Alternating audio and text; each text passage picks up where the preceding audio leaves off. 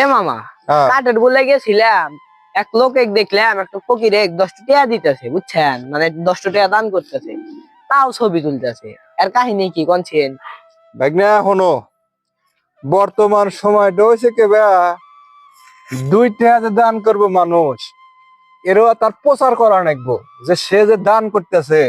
দানের জন্য আগে বার করা হলো ক্যামেরা, ছবি তোলে, মনে হয় যে 2 টাকা দান করতেছে না, 2000 টাকা দিতেছে মানুষে।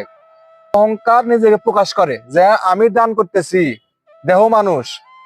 আসলে বাস্তবিক ক্ষেত্রে কেউ যদি কাউকে দান করতে চায়, যাকে দান করবে সে জানবে, যে দান করতেছে সে জানবে, এবং একমাত্র আল্লাহ জানবে।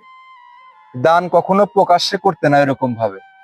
যারা এরকম করে, এরকম ভাবে ছবি তোলা ফেসবুকে, টুইটারে মানুষের দেখানোর জন্য করে, এ দান কবুল হবো না, একদম হবোই না, হবো না। কারণ সাথে লোক দেখানো দান করে লাভ নাই। তুমি এরকম ভাবে দান করো, সে জানি মানুষের কাছে লজ্জিত না হয়। বর্তমান ফ্যাশন হয়েছে হলো ওই দান করার আগে হলো ক্যামেরা বাই করে। পরিস্থিতি বুঝে কাজ করেন।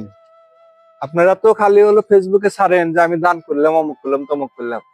আপনার ওই ভিডিওর কারণে বা ছবির কারণে ওই মানুষটার সম্মান কতটুকু ক্ষতি হলে সেটা কি আপনারা জানেন?